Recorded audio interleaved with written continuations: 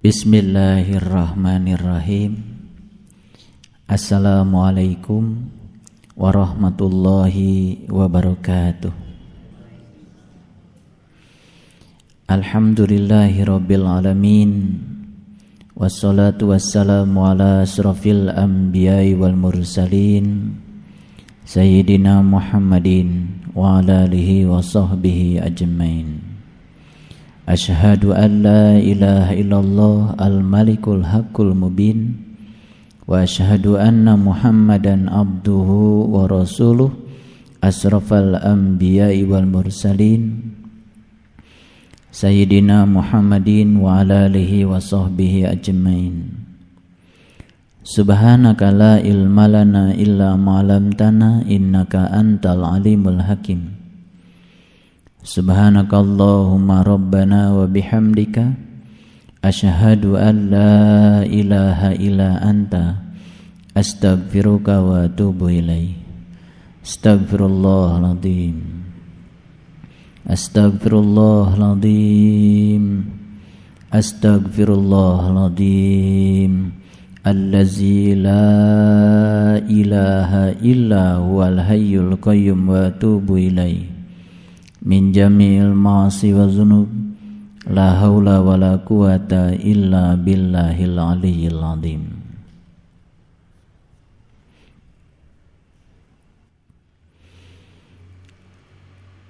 Ibnu Atha di dalam kitab Al-Hikam menyatakan bahwa ilmu yang bermanfaat itu cirinya ada dua. Yang pertama, ilmu itu harus mampu melapangkan dada seseorang. Yang kedua, ilmu itu harus mampu menyingkap ketertutupan pandangan kolbu seseorang. Kalau menggunakan kriteria ilmu yang bermanfaat yang disampaikan oleh Ibnu Atha di dalam kitab Al-Hikam, tentu saja terlalu banyak ilmu yang tidak bermanfaat. Karena ilmu yang bermanfaat itu harus mampu melapangkan dada seseorang, artinya harus membuat seseorang memiliki kearifan, kebijakan, terbebas dari sifat fanatisme buta, sehingga dia memiliki pandangan yang lebih luas dan memiliki pandangan yang lebih universal. Umumnya orang belajar ilmu malah justru mendorong seseorang itu untuk merasa kalau dirinya yang paling tahu. Dan ketika dia belajar ilmu dan membuat dirinya yang paling tahu, lalu dia mulai menjustifikasi orang lain dan orang yang di luar dirinya dianggap salah. Lalu dia mulai menyerang sesuatu yang berbeda dengan dirinya, dan itu adalah kesempitan dada. Itu adalah kesempitan ilmu. Berarti ilmu yang dipelajari termasuk kategori ilmu yang tidak bermanfaat. Yang kedua, ilmu itu harus mampu menyingkap pandangan kolbu. Ilmu apa yang bisa menyingkap pandangan kolbu seseorang? Imam Al-Ghazali mengatakan dalam kitab Ihya Ulumuddin, ilmu yang dapat menyingkap pandangan kolbu seseorang adalah ilmu ketuhanan, ilmu tentang Tuhan. Mudah-mudahan kita semua tidak terjebak untuk memiliki banyak ilmu, sementara ilmu yang kita miliki itu ilmu yang membuat dada kita tambah sempit dan justru malah menutup pandangan kolbu kita, sehingga kita semakin masuk pada lorong kegelapan. Mudah-mudahan ilmu-ilmu yang kita pelajari selama ini, ilmu yang bermanfaat, yang dapat menyingkap pandangan kolbu kita dan membuat kita semakin lapang. Salah satu ciri orang yang sudah lapang, salah satu cirinya adalah orang yang bersedia untuk menjadi pemaaf. Ternyata untuk menjadi seorang pemaaf itu tidak mudah. Setidak-tidaknya untuk menjadi pemaaf yang sejati, dia harus memiliki 5 P. P yang pertama, dia harus mampu memberikan pengakuan atas kesalahan yang dibuatnya. Yang kedua, yang kedua, dia harus mampu melakukan suatu tindakan penerimaan tanggung jawab atas kesalahan yang dibuatnya. Dan yang ketiga tentu saja adalah penyesalan. Yang keempat adalah penggantian kerugian terhadap tindakan yang kita lakukan. Dan yang kelima adalah pengulangan. Pengulangan yang dimaksud di sini adalah dia tidak akan mengulang lagi tindakan yang sama yang dapat menimbulkan kerugian kepada orang lain. Kita bersyukur di awal Ramadan dengan teknologi informasi saya juga bisa menerima begitu banyak SMS yang disampaikan oleh banyak jamaah yang menyampaikan mohon maaf lahir dan batin. Mudah-mudahan saja itu bukan bahasa Ramadan, dan biasanya menjelang Idul Fitri juga akan diterima lagi ucapan yang sama, mohon maaf lahir dan batin, selamat merayakan Idul Fitri. Mudah-mudahan itu juga bukan basa-basi lebaran, tapi itu datang dari lubuk hati yang paling dalam, sikap yang luhur yang terbentuk pada diri seseorang, dan itu sudah merupakan suatu budaya yang timbul di dalam dirinya, bahwa dirinya sudah menjadi seorang yang pemaaf. Ternyata ciri seorang pemaaf yang sejati, dia mampu mengungkapkan kalimat-kalimat aktif ketika dia meminta maaf. Berbeda dengan orang yang meminta maaf setengah hati. Nah, biasanya kalimatnya cenderung pasif. Apa bedanya kalimat aktif dan kalimat pasif? Kalau kalimat pasif seperti ini, mohon maaf bila ada kesalahan. Nah, kalau masih pakai bila, itu sebetulnya belum mengalami 5P, belum ada pengakuan yang utuh kalau dia melakukan suatu kesalahan. Itu masih pasif itu. Kalau yang aktif, mohon maaf atas segala kesalahan, itu aktif. Jadi sebetulnya dari tulisan dan kalimat yang disampaikan, kalau dia sudah mencapai keluhuran budi atau belum, itu bisa dilihat dari ungkapan kalimatnya. Jadi kalau masih pakai kata bila, itu masih bersyarat. Kalau masih bersyarat, itu sebetulnya masih pasif.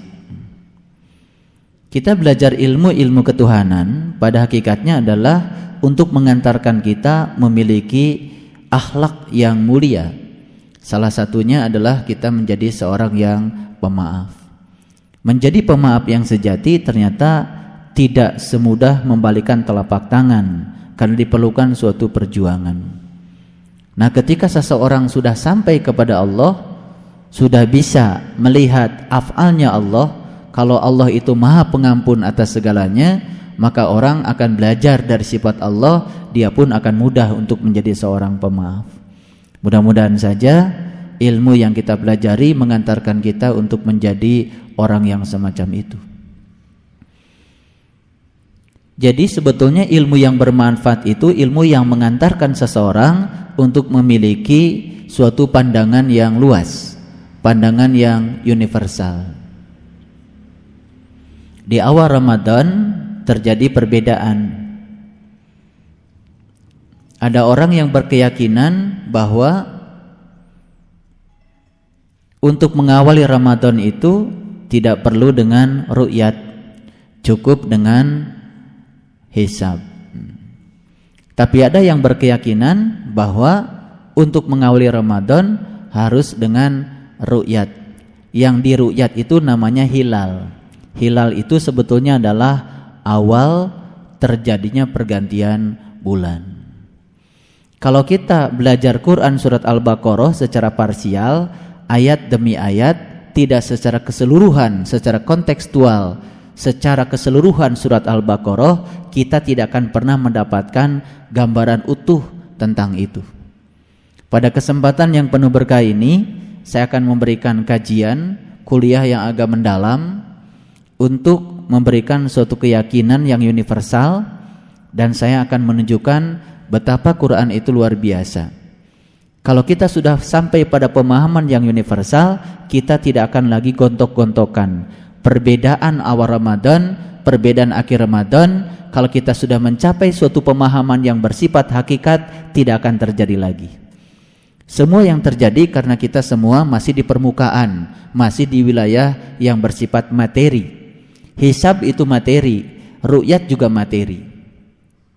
Kita semuanya ribut karena kita katanya untuk mengawali Ramadan harus melihat hilal. Yang namanya melihat pakai mata telanjang otomatis ada keterbatasan. Apalagi matanya sudah terkena positif atau negatif. Sudah pakai kacamata. Kacamatanya sendiri kan sudah membantu kelemahan mata karena aspek penuaan yang terjadi. Sel-sel di dalam mata kita juga perlahan mengalami kematian. Otomatis daya akomodasi mata lama-kelamaan juga melemah, sehingga harus dibantu dengan kacamata. Harusnya disadari sebetulnya tubuh kita semakin hari semakin melemah. Nah, lemahnya itu sampai harus dibantu dengan kacamata. Kadang ada orang yang tidak bisa melihat dekat, kadang ada orang yang tidak bisa melihat jauh. Ada juga yang tidak bisa melihat dekat dan jauh, dua-duanya, sehingga harus dibantu dengan kacamata silindris. Ada positifnya, ada negatifnya. Semesta juga terus berubah. Kita tahu bahwa pemanasan global telah memicu es di kutub mencair. Kalau es di kutub mencair, otomatis es itu akan menuju laut.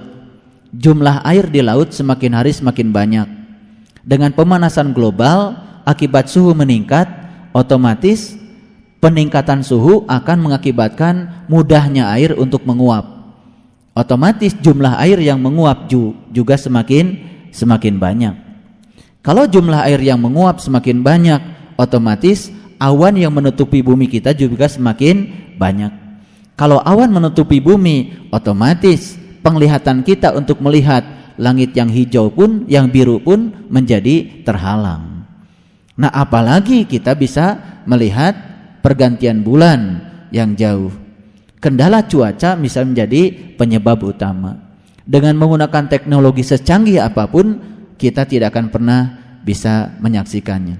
Dan semua ilmuwan bersepakat untuk menyatakan bahwa tahun ini mereka tidak mampu melihat hilal sekalipun dengan peralatan yang canggih.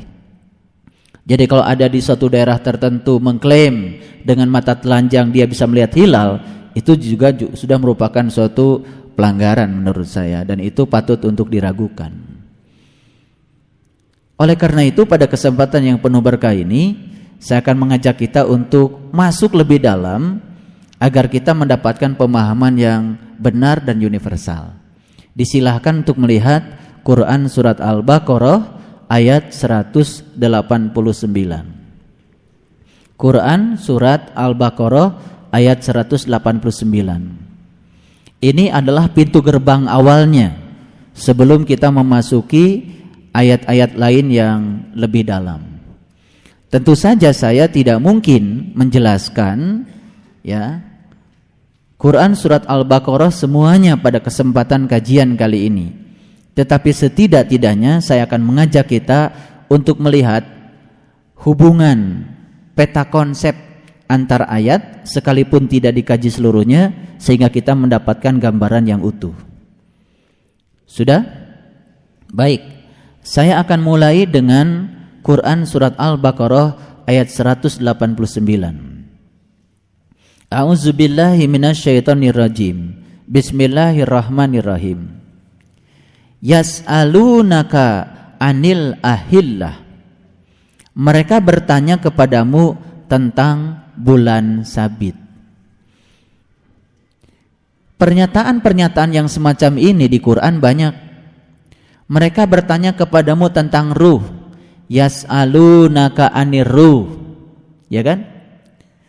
Mereka bertanya kepadamu tentang gunung-gunung yang berjalan. Mereka bertanya kepadamu tentang bintang-bintang. Banyak ayat yang semacam ini, senada. Di sini juga dikatakan yas'alunaka anil ahillah. Mereka bertanya kepadamu tentang bulan sabit. Nah, bulan sabit inilah kan yang diperkarakan, betul enggak? Dan bulan sabit ini masih diperkarakan. Padahal dari dulu bulan sabit sudah menjadi lambangnya masjid kita. Setiap menara masjid pasti ada bulan sabit. Jarang menara masjid bulannya purnama. Menara masjid semuanya bulan sabit dan di tengahnya ada bintangnya. Betul enggak? Dan itu ditaruh di menara masjid. Makanya bagian yang terpenting, ciri khasnya masjid itu adalah menaranya. Dan di menaranya ada bulan sabit. Makanya belum sempurna seseorang masuk masjid kalau dia belum menemukan bulan sabit dan bintang di dalam masjidnya. Itu sebutnya simbolik, ya, simbolik. Sedikit sekali barangkali yang mengerti itu. Ya. Masjid itu apa? Masjid itu kan rumah Allah. Sering disebut Baitullah. Baitullah yang syariat ya masjid. Tapi Baitullah yang hakikat adalah qalbu. Maka Allah menyatakan qalbul mu'min Baitullah. Qalbunya orang yang beriman itulah sebenar-benarnya rumahnya Allah. Jadi yang dituju sebetulnya secara hakikat adalah bukan bulan sabit yang di luar, bukan bintang yang di luar, tapi bulan sabit dan bintang yang ada di dalam Baitullah itu sendiri. Mari kita lihat dulu Quran surat Al-Baqarah ini. Mereka bertanya kepadamu tentang bulan sabit.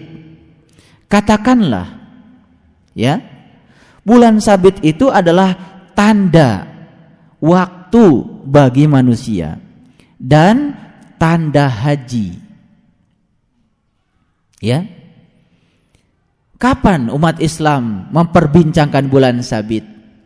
Biasanya awal Ramadan dan akhir Ramadan. Betul enggak?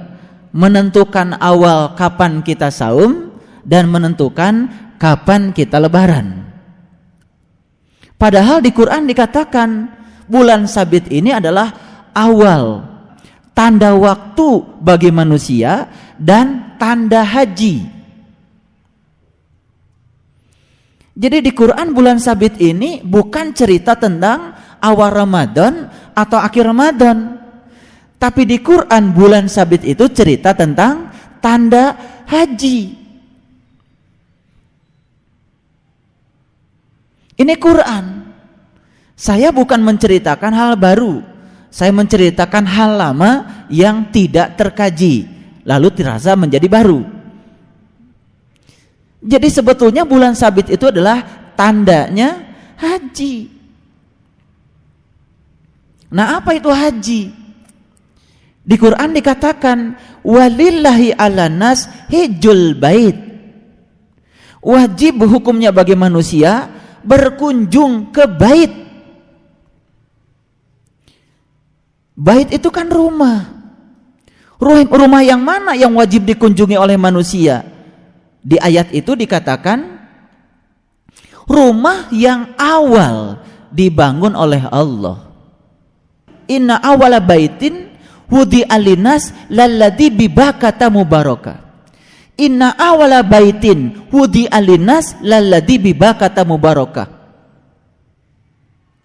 Sesungguhnya rumah yang awal yang dibangun oleh Allah itulah rumah yang wajib dikunjungi oleh manusia. Mana rumah awal yang dibangun oleh Allah? Itulah rumah yang disebut oleh Quran Bakah al-Mubarakah. Tempat yang tersembunyi yang diberkahi. Makanya di Quran surat Al-Isra Allah menegaskan Subhanalladzi asra bi 'abdihi lailan minal masjidil haram illal masjidil aqsa barakna haulahu linuriyahu min ayatina. Kalau kita melakukan suatu perjalanan dari Allah menuju Allah, maka kita telah melakukan perjalanan yang penuh berkah. Maka kalau perjalanan kita penuh berkah, perjalanan kita diberkahi, pasti perjalanan kita akan mengantarkan kita untuk menjadi lebih baik setelah melakukan perjalanan itu. Nah, ciri perjalanan yang diberkahi, setelah kita melakukan perjalanan itu, kita menjadi lebih baik. Nah, kalau kita menjadi lebih baik, berarti kita telah memperoleh ilmu yang bermanfaat. Ilmu yang bermanfaat yang cirinya dua tadi. Yang pertama, membukakan pintu qalbu. Yang kedua, dapat melapangkan dada kita yang sempit. dapat membuang fanatisme buta kita yang berbahaya, sehingga kita menjadi orang yang memiliki kearifan dan kebijakan karena kita telah mencapai suatu pemikiran yang universal. Nah, orang yang sudah mencapai pemikiran yang universal tidak gegabah menilai orang lain karena dia telah mengalami pengetahuan yang dalam.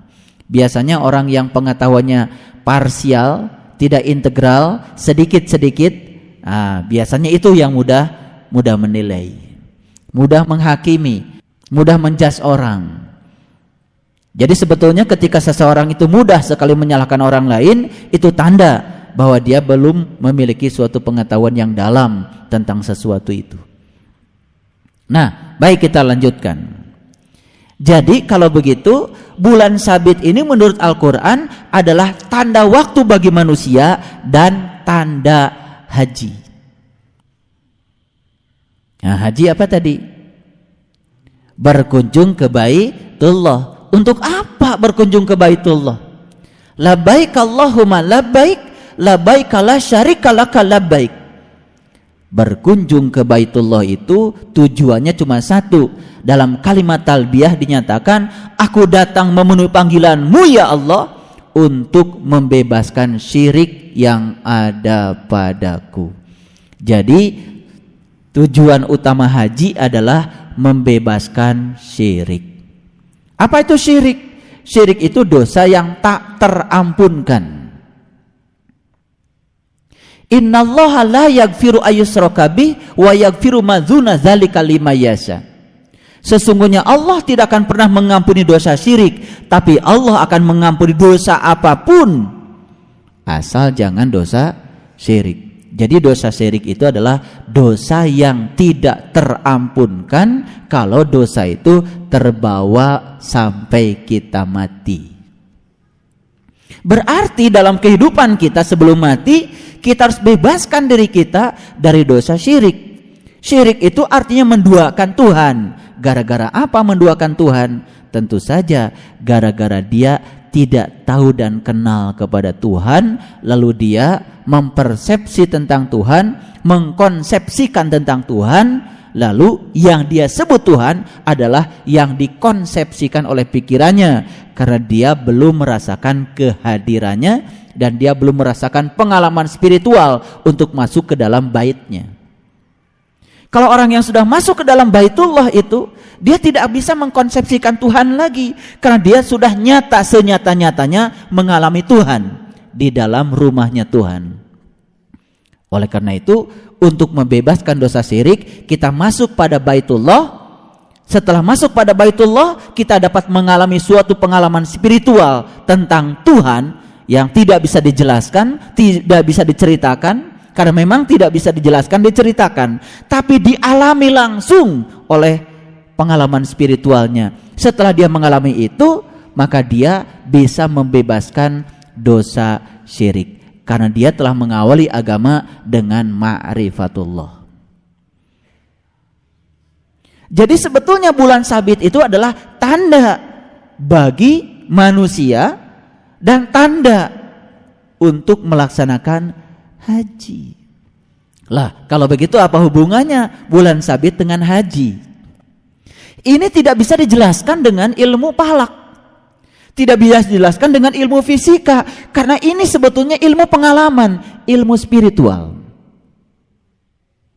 Jadi ketika kita masuk ke rumahnya dan kita tahu tata cara masuknya ke rumahnya, saat pertama kita masuk ke rumahnya, yang kita saksikan tentu saja bulan Sabit.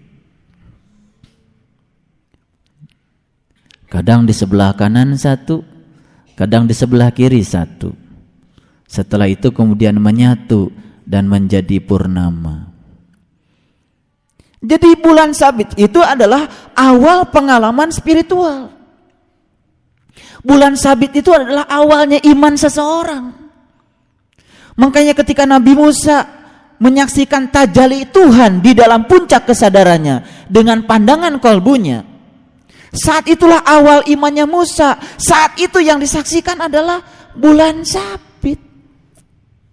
Awalnya bulan. Makanya di dalam hadis yang sangat sahih, ketika Nabi Muhammad dengan para sahabat sedang menyaksikan bulan purnama, Nabi mengatakan pada para sahabat, kelak kamu akan menyaksikan Tuhanmu seperti kamu menyaksikan bulan purnama. Kalau sudah purnama, itu sudah sempurna. Jadi bulan sabit ini harus dilihat oleh orang yang beriman sebelum dia puasa. Makanya perintah saum diperuntukkan untuk mereka yang beriman. Ya ayyuhalladzina amanu kutiba alaikumusiyam. Hai orang-orang yang beriman, wajib hukumnya bagi kamu untuk melaksanakan siam. Apa itu siam? Subhanallah. Lisoimi farhatani, farhatun inda iftarihi wa farhatun inda liqa'i rabbih. Ada kedua kegembiraan bagi orang yang saum. Satu ketika berbuka, yang kedua ketika dia jumpa dengan Tuhan. Berbuka apa yang mengantarkan dia jumpa dengan Tuhan? Tentu saja berbuka pintu kalbu. Dia melaksanakan haji yang hakikat, berkunjung ke rumahnya. Ketika seseorang sudah berkunjung ke rumahnya, dapat iman. Setelah iman dia wajib untuk siam, wajib untuk saum. Makanya yang dihaikan di Quran hanya orang yang beriman untuk saum. Yang enggak iman ya jangan saum. Kalau enggak tahu caranya, malah saumnya tidak akan mendapatkan manfaat apa-apa kata Nabi, cuman mendapatkan haus dan lapar saja. Tidak bisa mengantarkan seseorang untuk liqa'a rabbih, untuk jumpa dengan Tuhan. Sebagaimana janji saya tadi, saya akan memberikan kajian yang dalam hari ini supaya kita punya pemahaman. Jadi kalau mengawali Ramadan harus melihat bulan sabit. Melihatnya tidak keluar ternyata, tidak perlu pakai teleskop. Melihatnya ke dalam. Teleskopnya asli buatan Allah yang tidak ada duanya. Pabrik manapun tidak pernah bisa menciptakan teleskop setajam teleskop buatannya Allah. Makanya ketika Sayyidina Ali ditanya, "Ya Ali, dengan apa engkau mengenal Tuhanmu?" Ali mengatakan, "Ru'yatullah bi ainil qalbi." Ru'yat, ada kata-kata ru'yat di situ. Apa yang diruyat oleh Ali? Ru'yatullah, yang diruyat adalah Allah. Bi ainil qalbi, dengan terang mata kolbuku. Jadi ru'yat itu adalah melihat bulan sabit yang ada di dalam diri kita. Itulah awalnya kita iman.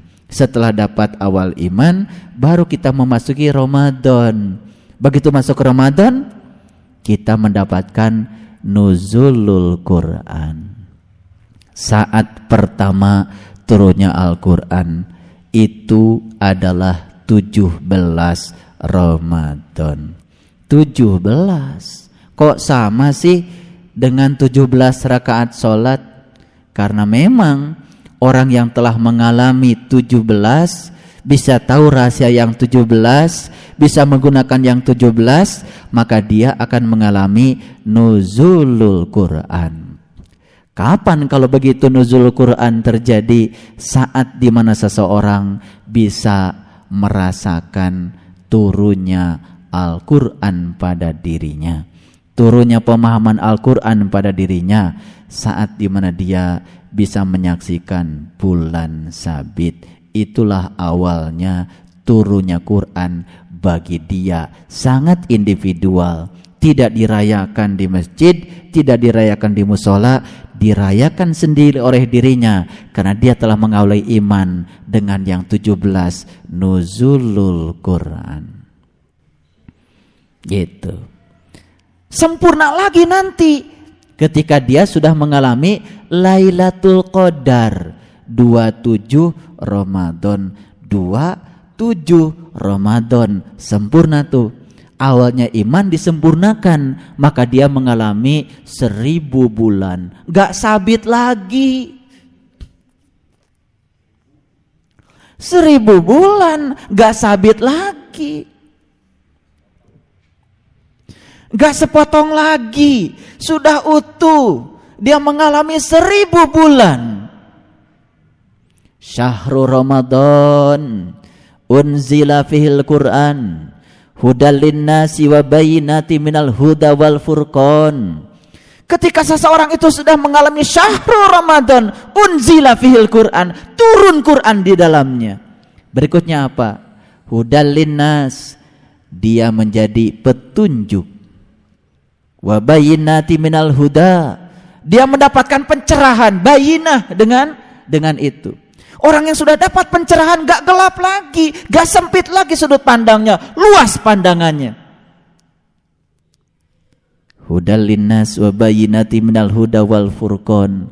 Maka yang turun tadi sudah Quran lagi, sudah jadi furqan. Quran dari kata qara'a. Qara'a itu baru dilihat, qara'a itu baru dibaca. Setelah qara'a, setelah dilihat, berikutnya apa? Jadi furqan. Pemisah yang terang dengan yang gelap, pemisah yang benar dengan yang batil. Dia tidak mencampur adukan lagi kebenaran dengan kebatilan, karena dia sudah punya furqan, dia sudah punya pemisah. Jelas batas antara yang benar, jelas batasnya antara yang benar dengan yang batil.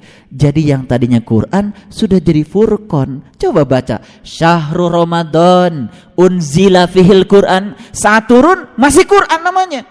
Hudal linnas wa bayyinati minal huda wal furqan. Kalau sudah menjadi hudan bagi dia, sudah menjadi petunjuk bagi dia, ganti nama jadi furqan. Berapa banyak orang yang mendengarkan bacaan ini setiap tarawih? Berapa banyak imam yang membaca ini setiap tarawih? Tapi berapa banyak orang yang mendapatkan manfaat dari bacaannya? Subhanallah. Beruntunglah orang-orang yang sudah bisa merasakan pengalaman ini, karena dia telah mengalami nuzulul Quran secara hakikat. Walaupun tanggal 17 belum nyampe, tapi nuzulul Qurannya sudah sampai pada dia. Hakikatnya sudah sampai pada dia, walaupun syariatnya belum sampai. Bukan menjadi orang yang memperingati nuzul Quran lagi, tapi dia sudah mengalami seorang pelaku. Makanya ada peribahasa dari orang-orang bijak, keputusan yang baik lahir dari pengalaman. Pengalaman selalu lahir dari keputusan yang tidak baik. Itu orang bijak mengatakan begitu. Keputusan yang baik lahir dari pengalaman. Sedangkan pengalaman lahir dari keputusan yang buruk. Mungkin kita pernah melakukan keputusan yang buruk. Atas keputusan itu kita memperoleh pengalaman. Dari pengalaman itu kita memperoleh keputusan baru yang lebih baik dari keputusan yang lama. Kalau keputusannya buruk terus setelah dia mengalami pengalaman berulang-ulang, ini namanya keledai bahasa Quran. Sebodoh-bodohnya binatang adalah keledai. Dia terjebur ke lubang yang sama setelah mengalami pengalaman yang berbeda-beda. Subhanallah. Kalau kamu ingin mendiamkan dirimu di matahari, kamu harus siap untuk menerima sengatannya. Kalau ingin diam di matahari, harus siap menerima sengatannya. Kalau ingin ditempatkan di tempat yang menonjol, di tempat yang paling tinggi, di tempat yang paling indah, yang paling mulia, harus siap untuk melalui prosesnya. Itu. Apa sih puncaknya Ramadan? Apa sih puncaknya Syam? Apa sih puncaknya saum? Puncaknya saum adalah Idul Fitri. Makanya Nabi berdoa, ja'alnallahu minal aidin wal faizin. Semoga Anda semua dijadikan oleh Allah orang-orang yang kembali dan memperoleh kemenangan. Siapa orang yang kembali dan memperoleh kemenangan itu? Kata Quran, Inna fatahna laka fatham mubina liyaghfira laka Allah ma taqaddama min dambik wa ma ta'akhkhar wa yutimma ni'matahu 'alaika wa yahdiyaka siratan mustaqima wa yansuraka Allahu nasran aziza walladzi anzala sakinata fi qulubil mu'minin liyazdadu imanan ma'a imanihim walillahi junudus samawati wal ardh wa kana Allahu aliman hakima liyudkhilal mu'minina wal mu'minat jannatun tajri min tahtihal anhar khalidina fiha wa yukaffiru anhum sayyi'atihim wa kana zalika indallah fauzan azima. Jadi faizin itu dari kata-kata fauzan. Fauzan itu ternyata adalah kemenangan. Jadi siapa yang saumnya mencapai fauzan? Kata Allah, inna fatahna laka fatham mubina, yaitu orang-orang yang sudah memperoleh keterbukaan yang nyata.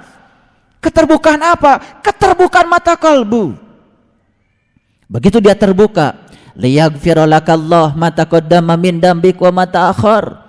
Aku ampuni dosamu yang telah lalu dan dosamu yang akan datang.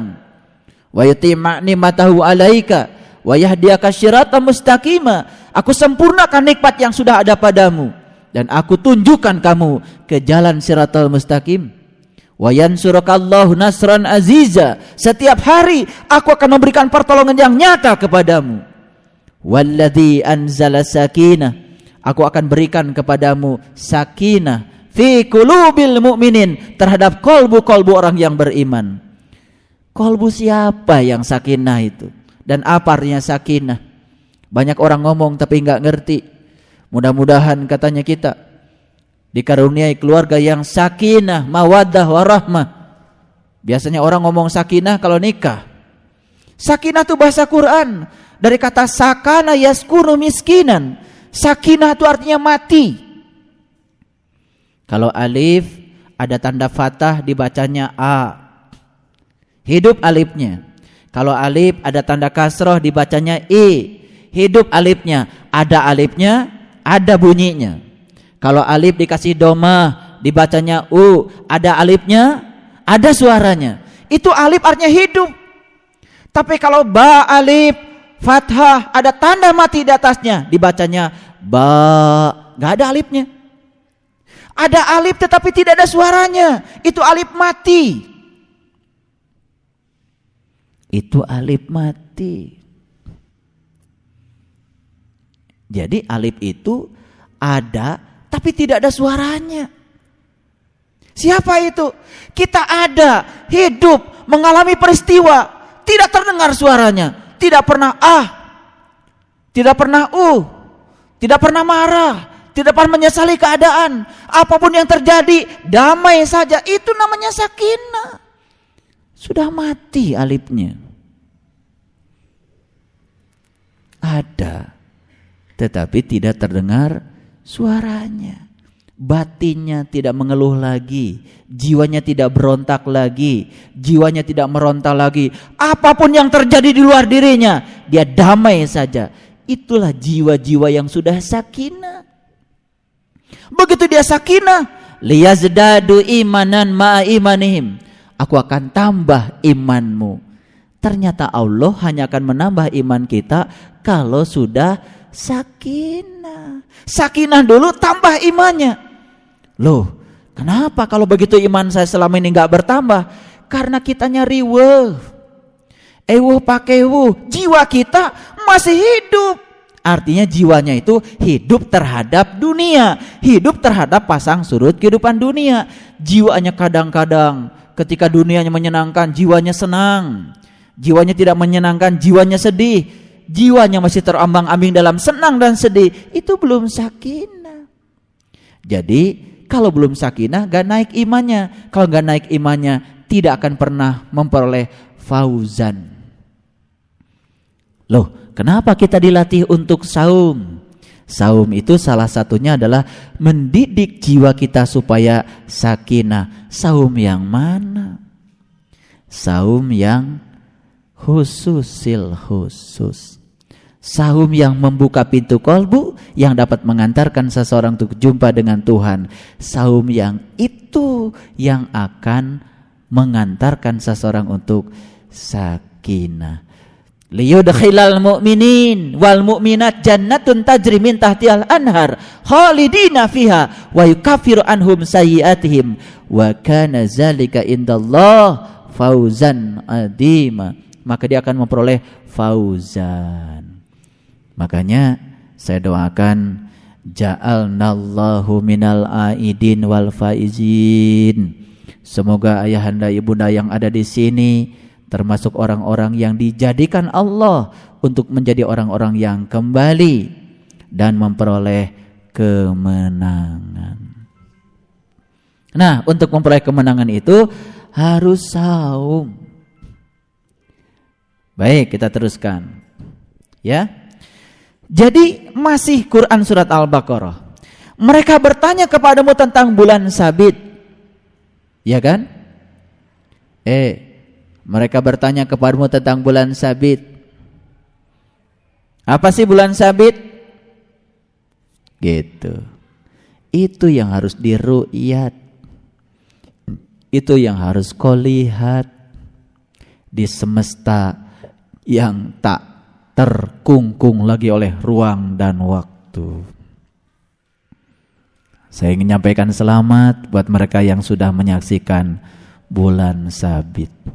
Pak, saya kok gak pernah purnama, bulannya sabit terus. Gak apa-apa, segitu juga sudah ru'yat, segitu juga sudah melihat, ya kan? Daripada ribut ya di luar, diam saja gak apa-apa. Itu juga anugerah Allah yang luar biasa. Betul gak? Subhanallah.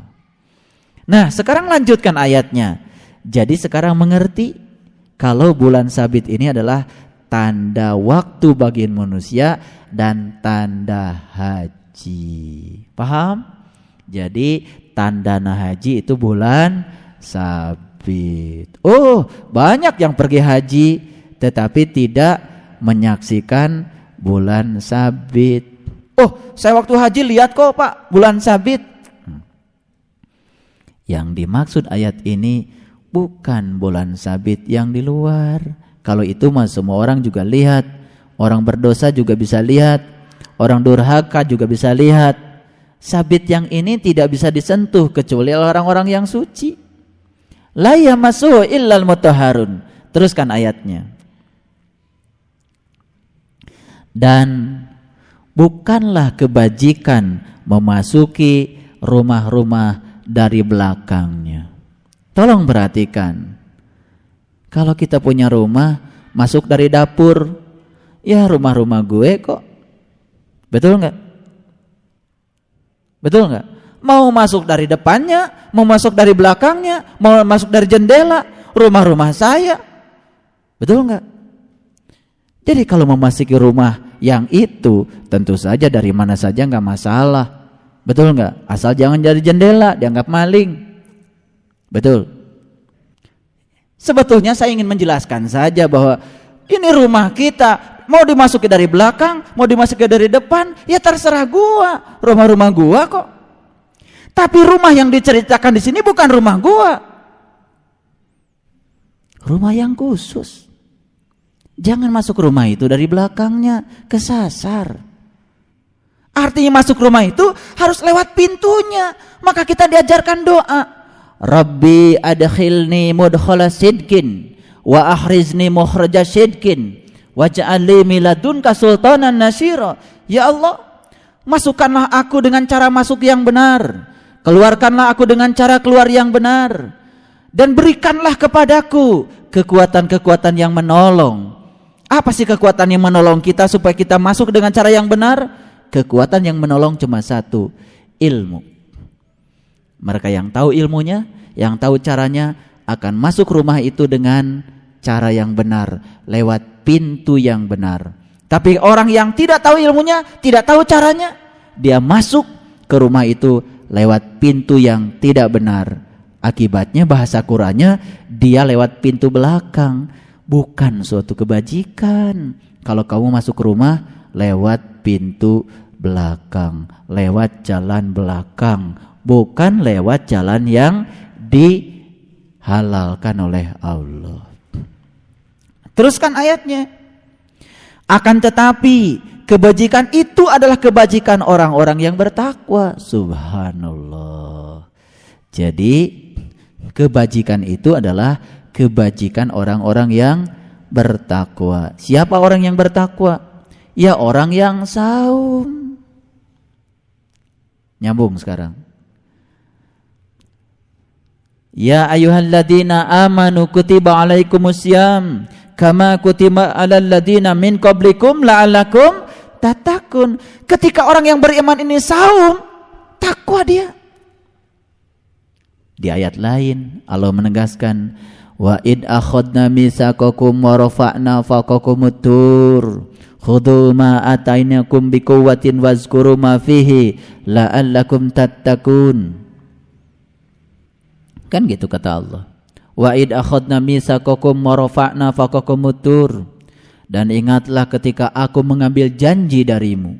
Diambil janji dulu oleh Allah. Wa rafa'na fawqakumut tur. Aku angkat gunungmu, aku angkat kesadaranmu. Khudhu ma atainakum biquwwatin. Pegang teguh apa yang aku pertunjukkan kepadamu. Sudah Allah mempertunjukkan kepadamu. Sudah. Bulan sabit. Wazkuru ma fihi, ingat selalu yang ada di dalamnya. La'allakum tattaqun, kelak kamu akan menjadi orang yang bertakwa. Ternyata untuk menjadi orang yang bertakwa, mengambil janji, diangkat kesadarannya, ditunjukkan sesuatu di puncak kesadarannya, ingat selalu yang Allah tunjukkan, kamu akan menjadi orang yang bertakwa. Kata Quran, kebajikan itu adalah kebajikan orang-orang yang bertakwa. Makanya untuk takwa ya saum. Apa itu saum? Saum yang terbuka mata kolbunya sehingga dia jumpa dengan Tuhan. Itulah saum yang khususil khusus. Itulah saumnya orang-orang khusus. Beruntunglah orang yang sudah bisa saum seperti itu, tidak seperti saumnya orang kebanyakan. Saya mau tanya, ayahanda, ibunda, pada saat menjelang maghrib mau membatalkan saum, bahagia enggak? Bahagia enggak? Kalau kita bahagia karena kita mau menyantap candil, kalau kita bahagia karena kita sudah beli pindang bandeng, kalau bahagia kita masih di level itu bahagianya jasmani. Itu kesadarannya masih kesadaran materi, kesadaran jasmani. Subhanallah. Begitu kita makan 1 sendok candil atau kolak cau, kemudian kita makan 3 biji kurma sama teh manis, sudah kenyang. Itu bahagia. Berapa menit kita bahagia? Kemudian kita makan, berapa menit kita bahagia? Apa bahagia itu ketika makanan yang lezat itu lewat di kerongkongan kita? Berapa menit dia itu bisa dirasakan kenikmatannya? Setelah itu perut kita kenyang, datang ngantuk, tidur, gak dikendalikan, bangun dari tidur gak karu-karuan. Dokter mengatakan tidur yang paling berbahaya adalah tidurnya seseorang setelah dia makan. Maka bisa mengalami serangan jantung. Jantungnya gak karu-karuan, nafasnya gak karu-karuan. Itu bahagia? Subhanallah. Bukankah sudah saya jelaskan di ayat yang sebelumnya ketika kita bahas Quran surat Al-Baqarah? Kamu cuma sehari atau setengah hari berada di sini, tapi kata Allah, sesungguhnya kamu berada 100 tahun di sini. Lihatlah makananmu yang tidak pernah berubah. Masih ingat itu? Ketika saya bahas Quran surat Al-Baqarah yang selanjutnya di ayat yang 258. Betul? 259 sampai 260. Lihatlah makanan yang tidak pernah berubah. Sekalipun sudah 100 tahun. Makanan apa yang tidak pernah berubah? Warnanya, rasanya, baunya setelah 100 tahun? Tentu saja bukan makanan jasmani, karena bahasa Qur'annya bukan dimakan. Lihatlah. Lihat. Saksikan makanan yang tidak pernah berubah walaupun sudah 100 tahun. Makanan apa? Kata Allah, walaupun keledainya sudah hancur luluh menjadi tulang belulang, tapi makanan itu tetap saja ada dan tidak pernah berubah. Makanan apa? Semua orang sibuk mengeluhkan bulan suci Ramadan. Harga-harga naik, daging naik. Yang senang makan daging tentu saja kecewa. Yang gak kebeli daging, emang gue pikirin. Tapi tempe naik, sulit dicari di pasaran. Tahu sulit dicari di pasaran. Tempe ngalengit, tahu ngalengit, daging taya, kermelina. Jadi bulan Ramadan ini jadi beban baru. Kenapa kita tidak mencari makanan yang bisa dilihat, yang tidak pernah berubah 100 tahun, gratis, tidak bergantung pada krisis moneter, selalu ada, bisa kita santap di dalam diri kita. Kenapa tidak sibuk mencari makanan itu? Semuanya menyibukkan diri untuk ngurusi itu ini. Subhanallah. Rasanya kalau baru ada 2-3 macam di atas meja mau berbuka, belum sempurna rasanya puasa kita. Ya Allah, dari tahun ke tahun saum kita itu saja. Menjelang Ramadan sibuk di jalan, macet-macetan, mudik cenah. Rindu ke kampung asal. Kampung asal kita bukan Sumedang, bukan Tasik, bukan Garut. Kampung asal kita Allah. Habis saum harusnya kita rindu mudik ke kampung asal. Tidak takut mati lagi karena tahu hakikat kematian, itu kampung asal kita. Orang yang sudah Idul Fitri gak takut kembali ke kampung asal. Pergi ke kampung sana tidak perlu pakai kendaraan, tidak perlu nyewa mobil, tidak perlu macet-macetan, jalannya sendiri-sendiri, luas jalannya. Namanya jalan Siratal Mustaqim. Itu lewat Nagreg, gak lewat tanjakan Emen, tidak lewat tanjakan Gentong, tidak lewat situ. Siratal Mustaqim jalannya. Subhanallah. Sudah berapa kali kita saum, berapa kali kita lebaran, kesadaran kita tidak pernah berubah. Da abdi mantos tamat pak ngawas Quran, nya ari tamat-tamat. Quran surat Al-Baqarah ayat 188 gitu kabaca.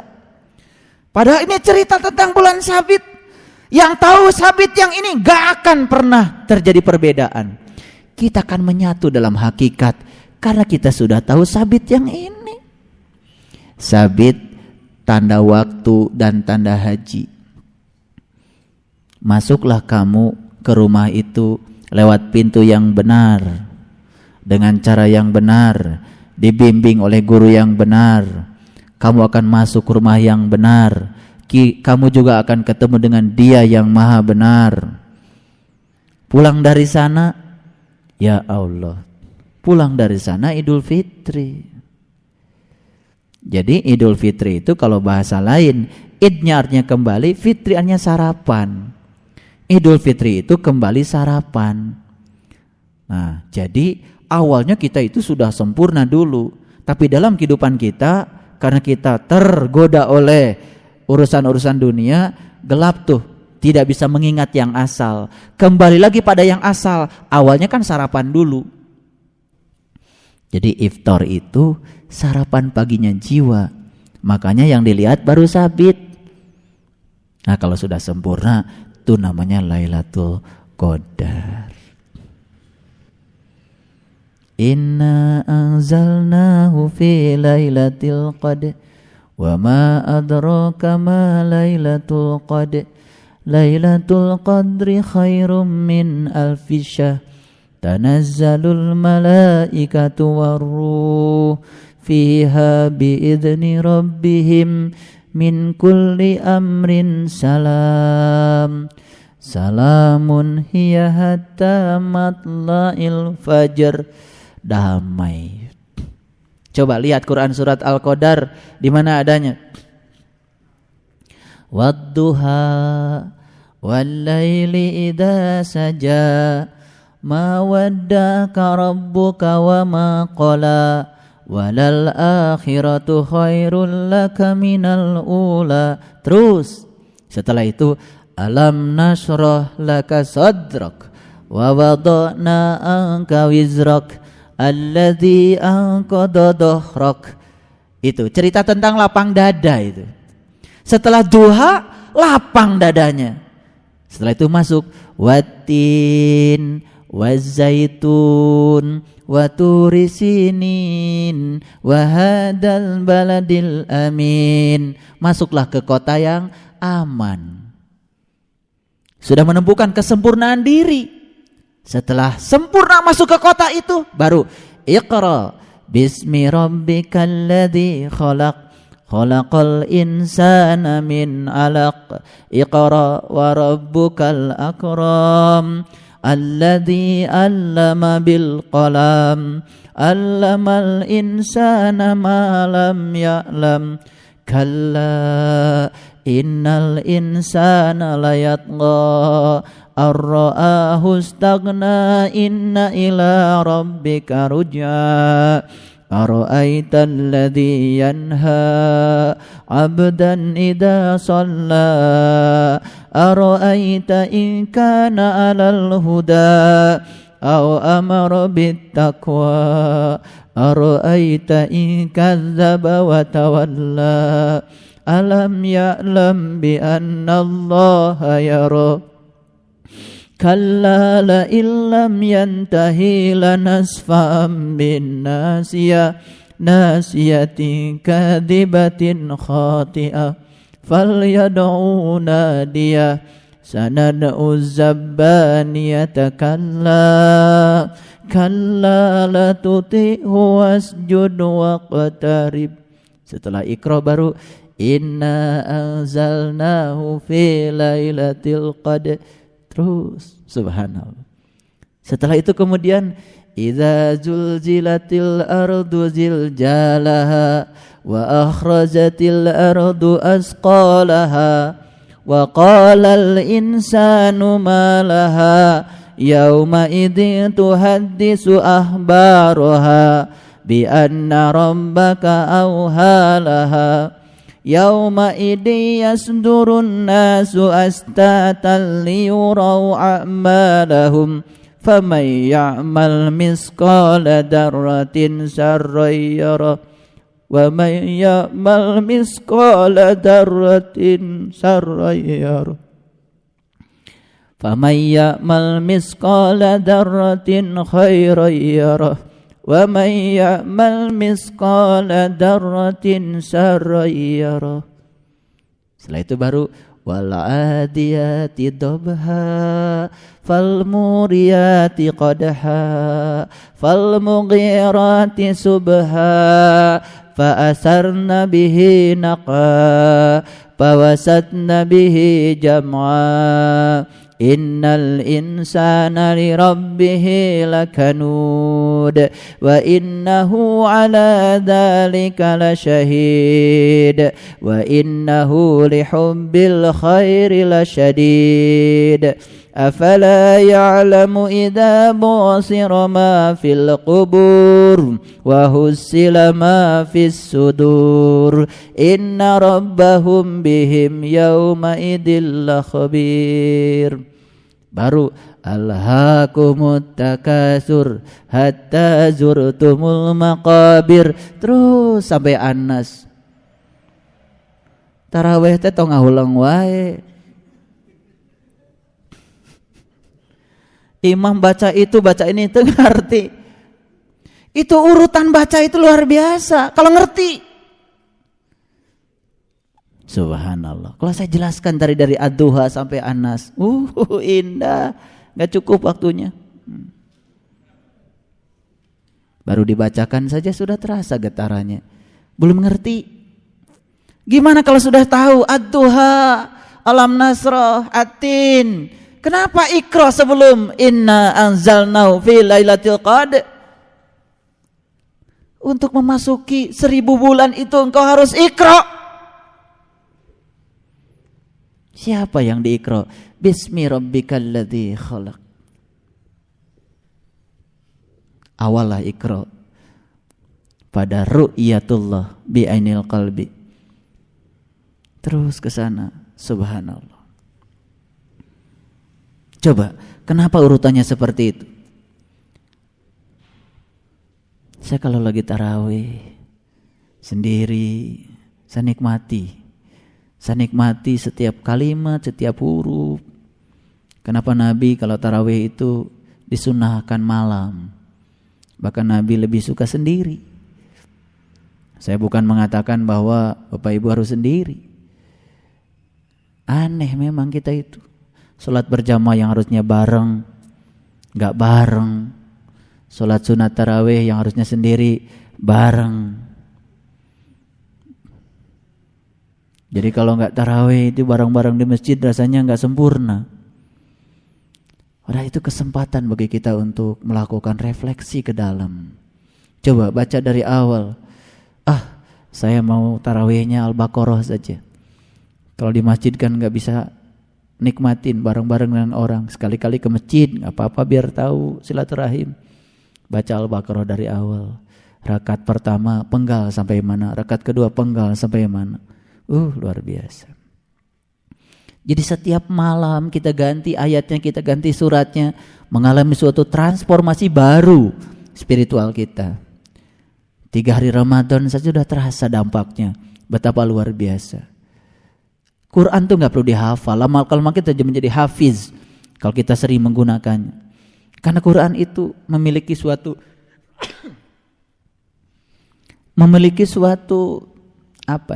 sulit saya menyebutnya, tetapi yang jelas saya tidak berusaha untuk menghafalnya. Tapi karena sering kita akrabi Quran, dibaca setiap kali kita melaksanakan sholat, ganti-ganti suratnya, lama-kelamaan juga hafal. Insyaallah. Baik. Dan bukanlah kebajikan memasuki rumah dari belakangnya. Akan tetapi kebajikan itu ialah kebajikan orang yang bertakwa. Jadi pantas kata Allah, inna akramakum indallahi atqakum. Sesungguhnya yang paling mulia dalam pandangan Allah adalah orang-orang yang bertakwa. Makanya kalau mau takwa, saum. Metode saum yang khusus mengambil janji, diangkat kesadarannya, ditunjukkan sesuatu di puncak kesadarannya. Ingat selalu, kau akan menjadi orang yang bertakwa. Ayahanda ibunda, berapa banyak orang yang saum tapi tidak mengerti apa sesungguhnya saum. Makanya saum itu, kata hadis, segerakan berbuka dan akhirkan imsak. Taat pisan. Kade eta ulah bisi kapi heulaan. Maghrib belum, 5 menit lagi gelas sudah di tangan kiri. Kolak di tangan kanan. Nah, mani sibuk itu sunnah, Pak. Ayah hadis, Pak, segerakan berbuka. Dikira dia segerakan berbuka itu segerakan makan kolak. Segerakan berbuka. Mumpung masih hidup, bukalah pintu kolbunya sekarang juga, jangan nunggu besok atau lusa. Akhirkan imsak. Imsak itu artinya menahan. Kalau sudah dibuka, tahan sampai sempurna purnamanya. Segerakan berbuka, akhirkan imsak.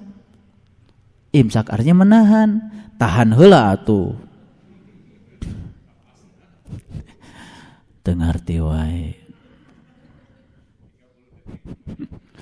Tiba heula segerakan berbuka, akhirkan imsak. Kae heula ka jam 4. Kewes tengah genep. Jadi betul-betul kita tuh taat. Lihat jadwal. Imsak jam 4:35. Jam 4:30 ke arah hudang. Kan Kenapa kakara udang? Sunnah, Pak. Ada hadis lagi yang mengatakan orang yang saum itu tidurnya saja ibadah. Sadayana ngomong sama di TV, di radio. Sarua ngorok. Saum yang mana? Kan di Quran surat Al-Kahfi, kamu mengira mereka itu bangun, pada mereka tidur. Kami bolak-balikan mereka ke kanan dan ke kiri, sedang kedua lengan anjing mengunjur di muka pintu gua. Tidur itu ketika kedua lengan mengunjur di puntak pintu gua. Itu tidur, itu yang ibadah. Itulah saum yang tidurnya ibadah.